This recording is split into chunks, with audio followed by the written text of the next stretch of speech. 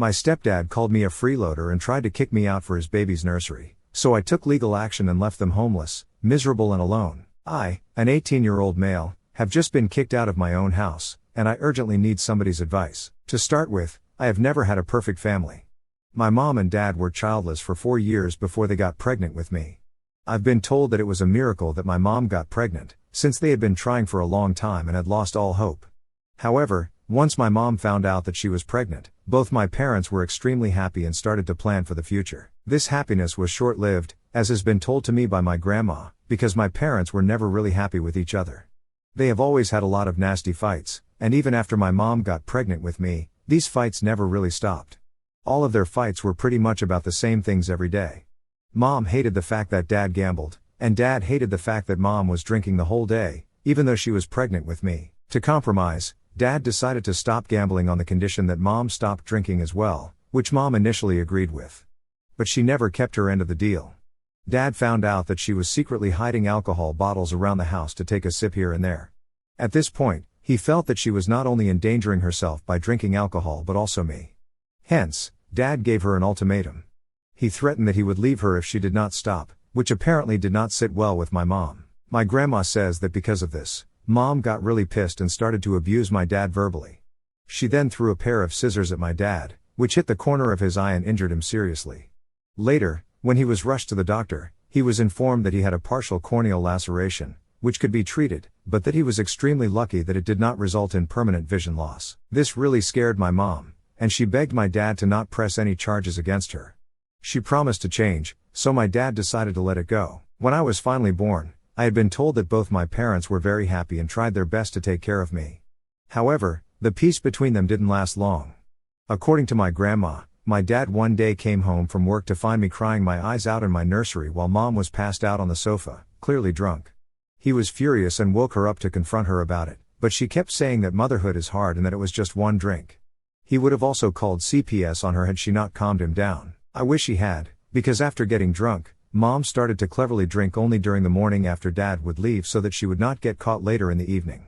This is why I must have spent a lot of days hungry, because my health started to deteriorate and I was losing weight really fast. Whenever my grandma would come to visit, she would always find the house in a complete mess. There would be dirty dishes in the sink, the floor would be sticky and filthy, and the entire place would be in disarray. She would find me wearing dirty diapers and dirty clothes, with my hair uncombed. And whenever she tried to talk to my mom about the state of the house or about me, my mom would become extremely defensive and ask her to mind her own business. One time, when my grandma came to visit us, she realized that my mom was clearly drunk during the day, since she was unable to comprehend her words and kept giggling. When grandma confronted her about it, my mom started to get angry and insisted that it wasn't a big deal. That's when my grandma decided enough was enough. She stayed with me the entire day so she could take care of me. And later, when my dad was back from work, she demanded that she take care of me for a few months so that she could admit my mom to a rehabilitation center. My mom tried to fight back, but my dad immediately agreed with my grandma, since he too must have realized that his wife needed help. While my mother was admitted, I went to live with my grandma for a few months, and those months I spent with her were the best time in my entire life. She bathed me, read stories to me every night, cooked me healthy meals, and took me out to the park to play. I didn't even know these were things that parents were supposed to do with their children. She didn't shout at me like my mother would if I wanted to play with her. She didn't slap me if I ever broke my plate by mistake. Living with my grandma made me feel safe. My grandma slowly became more of a mother to me and has since taken care of me more than anyone ever has. I'm so grateful that she is my grandma, because I don't know how else I could have survived all those years. My dad would visit me all the time, since he missed me a lot. He would tell me how much my mom missed me and that she could not wait to get well so that she could hold me again. Honestly, I kind of dreaded going back to my parents' place. I wish that I could just stay with my grandma forever. However, in a few months, when my mother finally got sober and got her AA sobriety chip, the first thing she did was drive to my grandma's place and visit me. It was surreal seeing my mother after all these months, and I felt like meeting a stranger.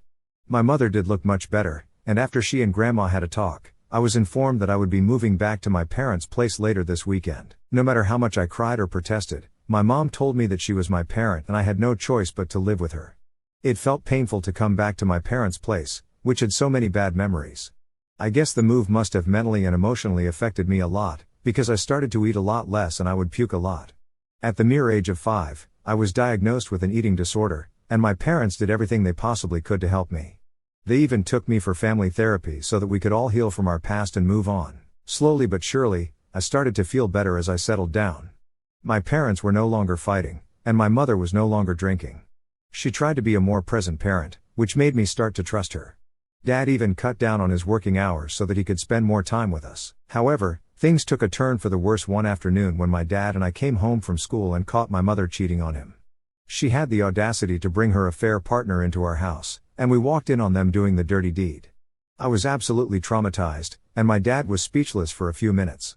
His whole face was red in embarrassment as my mom and her affair partner rushed to cover themselves up.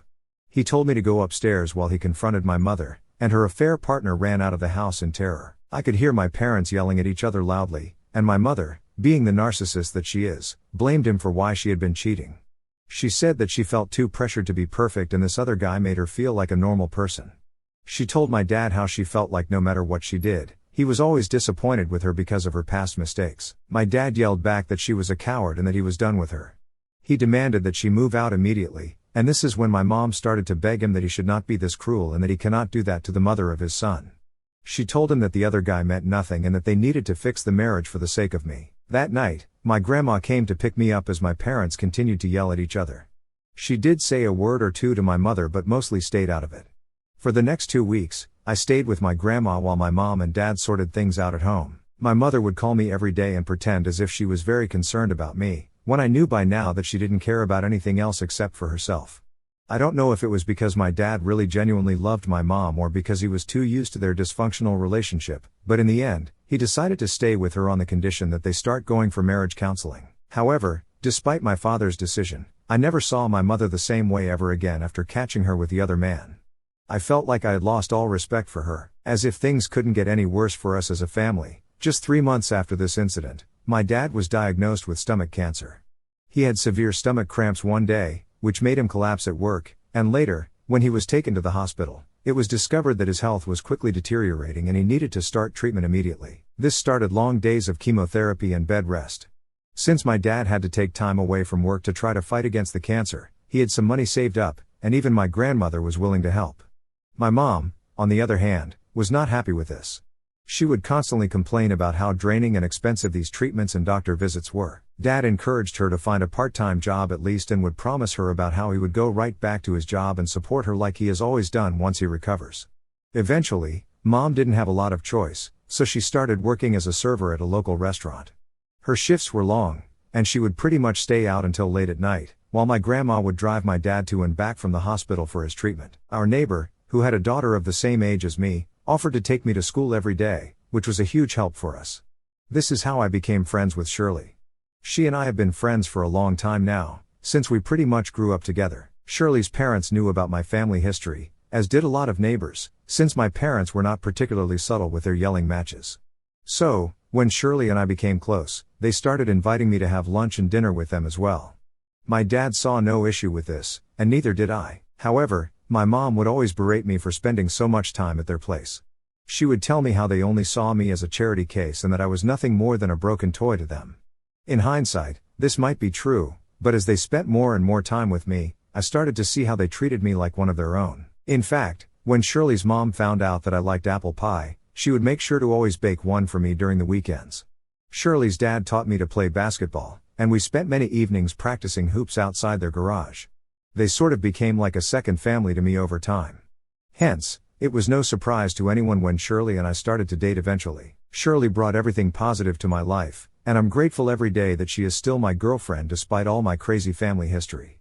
Unluckily, my mom has never really warmed up to Shirley or her family over all this time, but they have never let her dislike come in their way of treating me with affection and love. A year into fighting cancer, my dad was informed by his doctors that the chemo was not helping him anymore and that he didn't have very long to live. This news was heartbreaking for all of us, and I spent many nights crying for him. As a child, I just could not understand why I was going to be losing the only parent who genuinely loved me, and I struggled to come to terms with my grief. My dad spent his last months with me, Mom, and Grandma as much as he could. One morning, he just didn't wake up anymore, no matter how much I called for him, and I knew that something was wrong. I ran to tell my mom, who called immediately. I can't begin to write the pain I felt when the paramedics declared that he was dead. The only comfort we had was that he had passed away peacefully in his sleep. I did not let them take my dad's body away until I was literally physically restrained by my mom, as I kept crying and screaming in grief. It was only when my grandma arrived that I calmed down a bit. I couldn't imagine the grief that she must have felt at that moment. The funeral happened without any issues. However, the real twist came when Dad's lawyer arrived to read his will. It was then that it was revealed that Dad had left all his money and his house to me. My mom was shocked and even asked the lawyer to show her the papers. I guess Dad knew the kind of person she was and wanted me to have his house and whatever little money was left after chemo so that I could have a decent start in life. Mom didn't like this one bit and kept asking the lawyer if she could fight this in court, since the house rightfully should go to her as she was his wife. However, since my dad had changed his will long before he went into chemotherapy, it meant that he was sound of mind, and well, that she didn't have any strong ground to stand on. My mom asked me what I wanted to do with the house, and I told her that I wanted to stay in the house. She told me how we could sell the house and move to a much better location, but I had just lost my dad, and this house was all I had that reminded me of him, so I obviously refused. It wasn't like she had any choice in this matter, so she continued to live in the house. I did notice that she looked extremely disappointed, but I didn't think much about it at that time. However, not even 2 months later, my mom informed me that she had met someone and that she wanted me to meet him finally. Now, imagine my surprise when I walked into the restaurant and she introduced me to none other than Andrew, the very same guy she had been caught sleeping with years ago by Dad and me. I immediately recoiled in disgust and shock as the man extended his hand to greet me.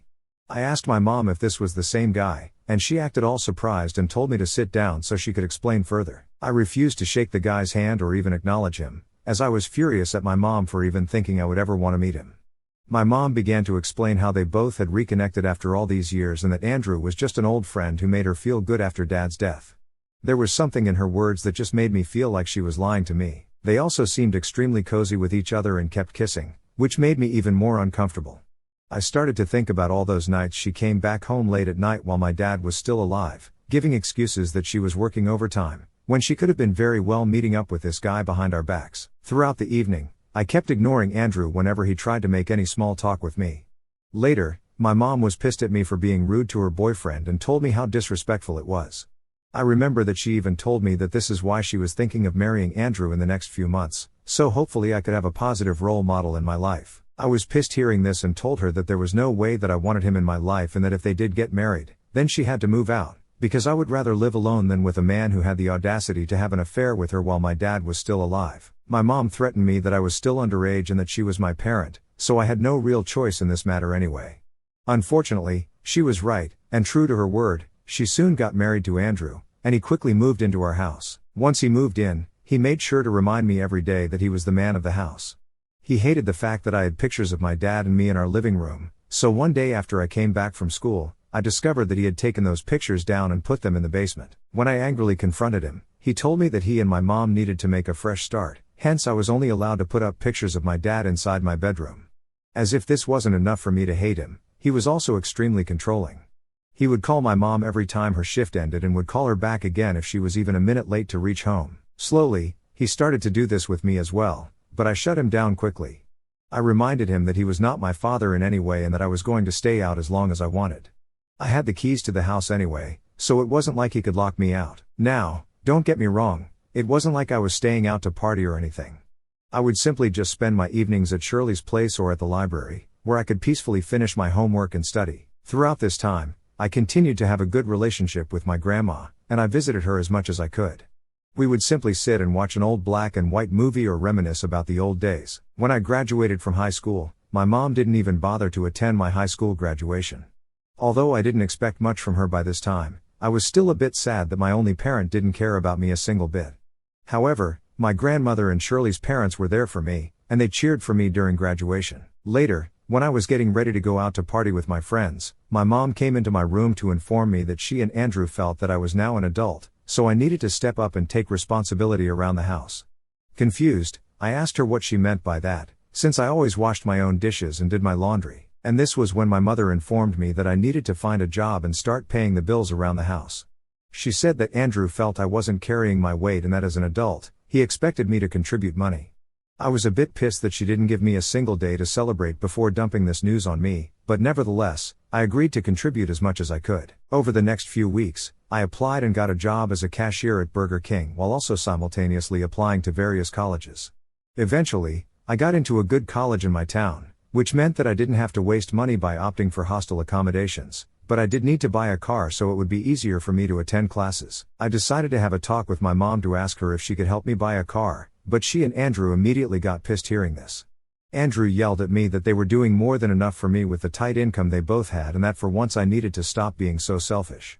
I couldn't comprehend exactly what it was that made me selfish in his book, but Mom didn't even try to defend me.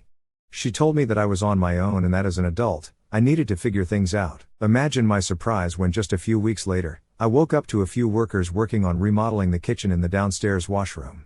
When I asked Mom about it, she told me that Andrew was sick of how old and rusty the house looked, so he was going to be changing a few things here and there. I asked her where they got the money to do this when according to them, they didn't even have the money to help me out with the car a few weeks ago. Hearing this, Mom got frustrated with me and said that I was being entitled to expect them to help me. For the next few weeks, I watched Mom and Andrew change things around the house and completely revamp it.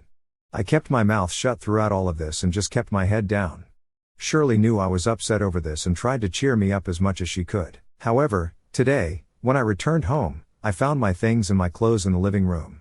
I rushed to check on my things, yelling at Mom about why they were there and not in my room. And this is when Andrew and Mom came downstairs to tell me that they needed to talk to me about something very important. They then went on to excitedly announce that Mom was pregnant with Andrew's child and that they had kept this news to themselves for over 2 months. Andrew then went on to state that as the father of the child, he needed to think about the needs of his child first. Hence, he had decided to change my room into a nursery for his baby. My mouth hung open in shock as he went on to say that it was time for me to move out and live on my own, since he and Mom had agreed that they could not take care of a freeloader anymore.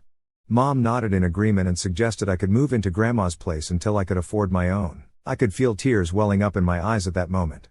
I felt so unwanted that I didn't even bother to argue with them. I called an Uber, and I took all my important documents so I could spend the night here at my grandma's place. She is as shocked as me, and she hates my mom even more now. She wanted to go right back and confront my mom, but before that, I wanted to take some legal advice. I have just recently turned 18, and I know that the house rightfully belongs to me. So, will I face any issues removing my mother and Andrew from the premises? Will I have to consult with a lawyer regarding this? First of all, today I went to visit my lawyer to understand my legal stance better. The lawyer informed me that there was no way that Mom and Andrew had any right over the house, as my dad's will was crystal clear, and that I needed to hand them a formal eviction notice, which could then be used to sue them if they didn't abide by it. After this, I visited my house with my grandma. I had the keys to my place, so I didn't even bother to ring the doorbell. Luckily, there was no one home. I called Shirley's dad and asked him if he could help me change the locks on the main door and the back door, and fortunately, he agreed. By the time Shirley and Andrew returned home, the locks had been changed. I met them outside on the porch with my grandma and refused to let them inside. Andrew was furious seeing me standing there, but my 5'5" grandma was not scared of him one bit. She looked him right in the eyes and told him that they had 30 days to move out, since I had decided to sell the house and there was nothing that they could do to stop it. I then handed them a written notice signed by my lawyer, outlining their 30-day eviction period and the legal consequences they would face if they did not comply. Andrew snatched the paper from my hand, his face turning red in anger. He then crumpled it, but Grandma warned him that destroying it wouldn't change anything.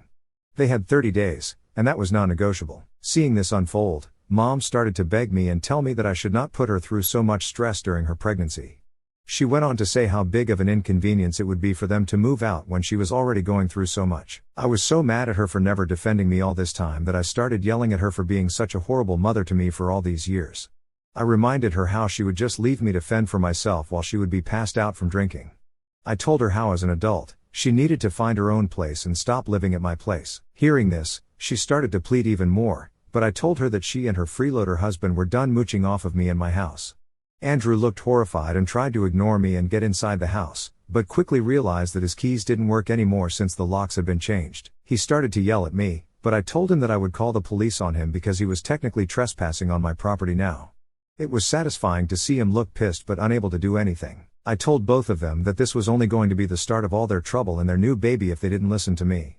I reminded them that not only would I sue them, but I would make sure that it would drain all their finances while I could just recover the money from selling the house. Eventually, I told them that I had nothing to lose at this point and that me and Grandma were going to be staying with them for the next 30 days to make sure that they were going to be packing and leaving.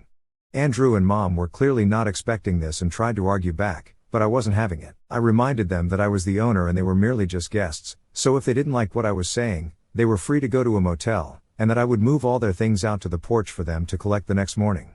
Their faces turned a mix of anger and desperation, but they knew that I was done with them.